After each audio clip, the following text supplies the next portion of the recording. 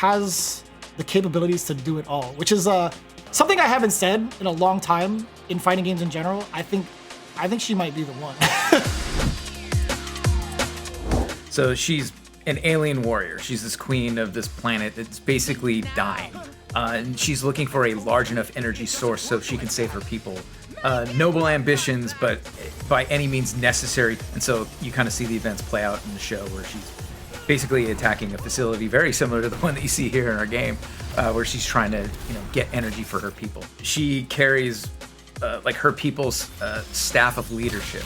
Basically, she uses it to drain energy.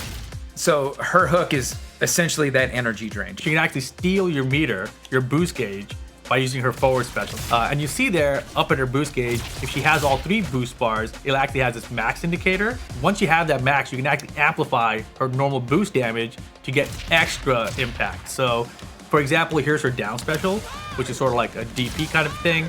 But then if you boost it, single boost, she gets this armored version of that same thing.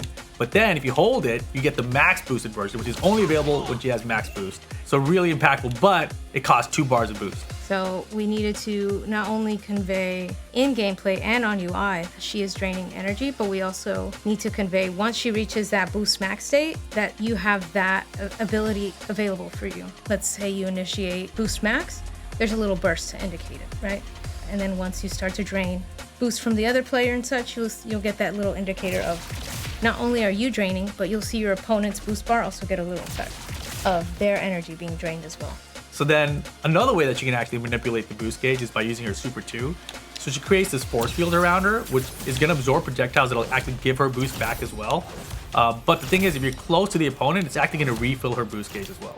She also can fight really well because of the weapon mid-range. I think she's got a bit of keep away in her. Like, she does throw out projectiles, but she actually doesn't have a really good projectile in terms of like going into like a trade war. They're non-traditional, so as they travel, you really don't get hit by the travel. You get hit when they stop, and they kind of have this little pulse. And it's kind of a good keep out tool, right? You'll see the projectile stops and it zips forward, but you can also aim it up or down. So downward goes down, then up goes up, then down. The boosted version has this whole path that clears out in front of you. Looking at her general kit, I think a lot of players might think of her as possibly a zoner. I like to rush people down. That's just how the West Coast was raised. This character has so many unique ways to force a character like across the screen. Like her charged air normal causes a ground skid. This heavy is going to be insane as a whiff punish tool. If she air dashes towards you, she's going to be reaching out pretty damn far.